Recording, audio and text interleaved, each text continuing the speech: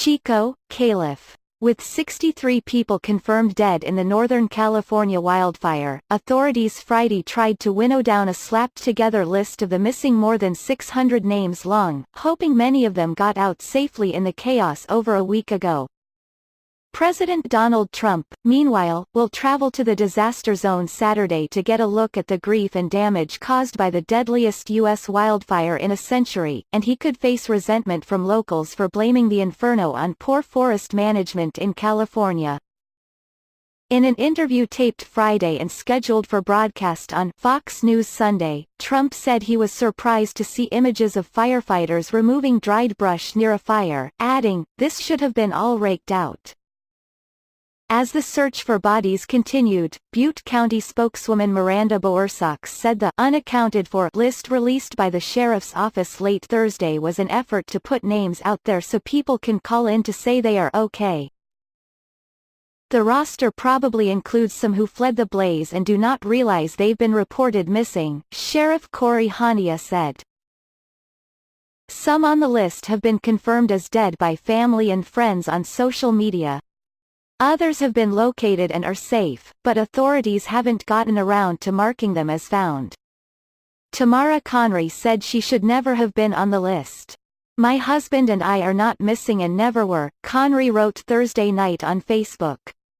"We have no family looking for us. I called and left a message to take our names off." Authorities compiled the list by going back to listen to all the dispatch calls they received since the fire started, to make sure they didn't miss anyone. In last year's catastrophic wildfires in California wine country, Sonoma County authorities at one point listed more than 2,000 people as missing. But they slowly whittled down the number. In the end, 44 people died in several counties. The wildfire this time all but razed the town of Paradise, population 27,000, and heavily damaged the outlying communities of Magalia and Concow on November 8, destroying 9,700 houses and 144 apartment buildings, authorities said. Firefighters continued to gain ground against the blaze, which blackened 222 square miles 575 square kilometers but was 45% contained and posed no immediate threat to populated areas. Crews managed to stop it from spreading toward Oroville, population 19,000. This patch of California, a former gold rush region in the Sierra Nevada foothills, is to some extent Trump country, with Trump beating Hillary Clinton in Butte County by 4 percentage points in 2016. But some survivors resent that Trump took to Twitter 2 days after the disaster to blame the wildfires on poor forest mismanagement. He threatened to withhold federal payments from California. In his Fox News interview on the eve of his visit, the president repeated his criticism. Asked if he thought climate change contributed to the fires, he said, "Maybe it contributes a little bit. The big problem we have is management. If you insult people, then you go visit them, how do you think you're going to be accepted? You're not going to have a parade," Maggie Crowder of Magalia said Thursday outside an informal shelter at a Walmart parking lot in Chico. But Stacey Lazzarino, who voted for Trump, said it would be good for the president to see the devastation up close. "I think by maybe seeing it he's going to be like, oh my goodness, and it might start opening people's eyes." Nick Shockey, a captain with the state fire agency, said the president's tweet blaming poor forest management was based on a misunderstanding because much of the forest land in California is controlled by the U.S. Forest Service. "The thing he's tweeting about is his property," Shockey said. There were also worries the presidential visit would be disruptive. "It's already a zoo here and I don't care who the president is.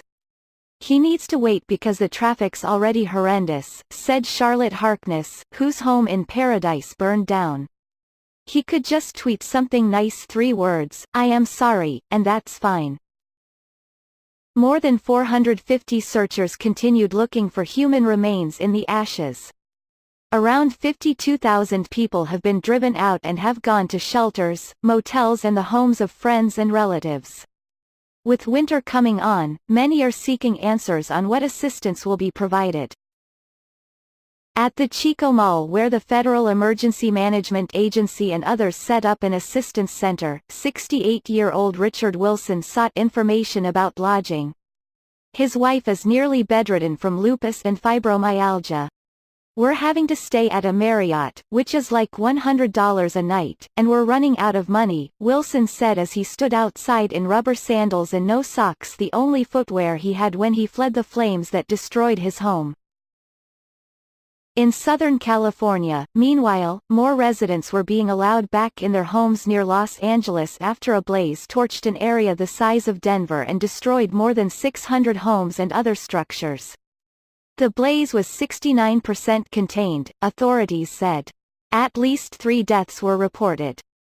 Schools across a large swath of the state were closed because of smoke, and San Francisco's world-famous open-air cable cars were pulled off the streets.